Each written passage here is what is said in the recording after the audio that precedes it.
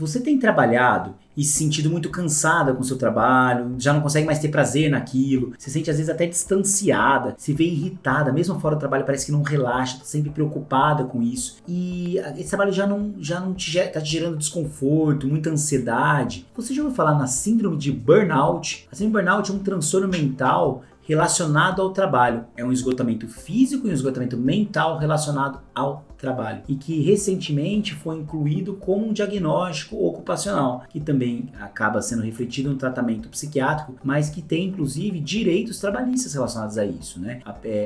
Ela pode ser considerada até como um acidente de trabalho, tá bom? Então, muito importante esse quadro ocupacional e psiquiátrico. E se você tem isso, assiste o vídeo até o final.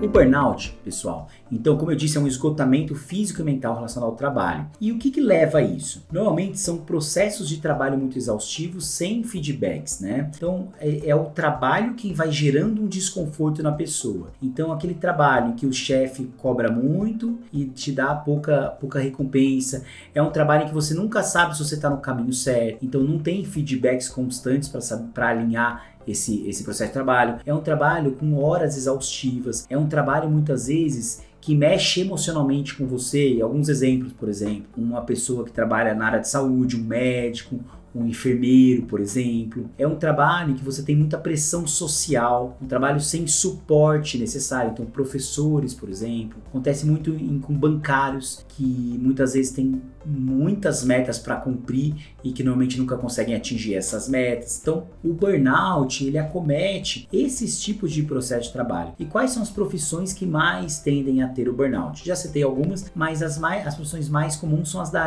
área de saúde. Então, a medicina, os médicos, os enfermeiros, os auxiliares, os técnicos de enfermagem, são essas áreas que têm muito comprometimento. Outras são que agem direto com situações de muito sofrimento. Policiais, bombeiros, por exemplo, cuidadores também sofrem de burnout, professores, pessoas que trabalham em lugares de muita pressão, como bancários também. Então, essas profissões são as que mais trazem, mas todas as profissões podem gerar burnout, tá bom? Não é porque você não está dentro desse rol de profissões que você pode não ter. E aí, quais são as principais características?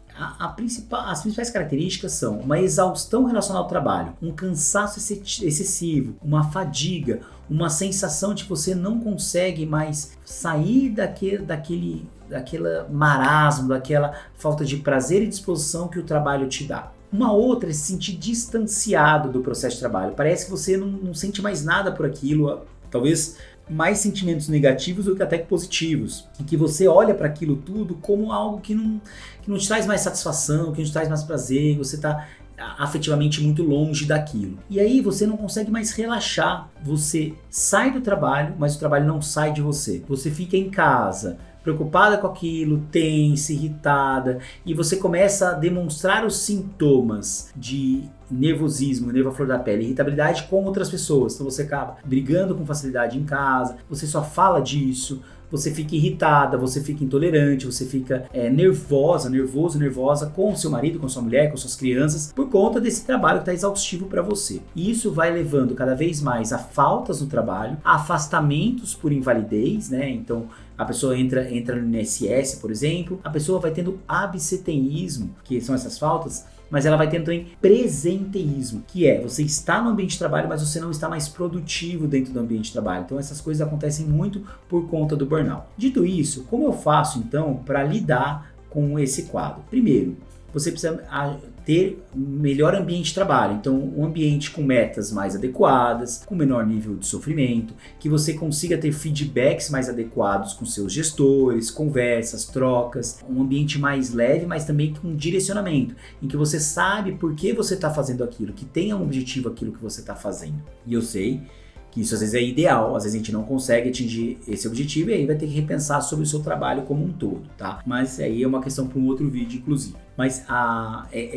lidar com o ambiente dessa forma te ajuda. Outras coisas, hobbies. Ter hobbies que te fazem desligar do trabalho, atividades físicas, atividades de lazer, podem te ajudar. Encontros com amigos, relacionamentos interpessoais são muito saudáveis porque conseguem te direcionar para fora do trabalho. Conseguem inclusive fazer que, se você for falar do trabalho, conseguir falar de uma forma mais leve, num outro ambiente que não seja aquele peso para você. Mas ambientes que fazem você desligar são ótimos, hobbies ótimos, atividade física ótimo, e também para quem está sentindo que o trabalho está muito pesado, a terapia pode ser fundamental. A psicoterapia com uma psicóloga pode te ajudar muito nisso, e se esse quadro for avançar, se começar a ter sintomas ansiosos, depressivos, talvez o tratamento psiquiátrico também seja necessário, tá bom? Então são formas de você tratar e cuidar disso de uma maneira mais assertiva. Agora, me conta aqui se você está sentindo isso e se esse vídeo também te ajudou de alguma forma, tá bom? Eu espero que você tenha gostado. Qualquer coisa, não esquece de sempre curtir, compartilhar e comentar aqui se precisar, tá bom? Um grande abraço, pessoal!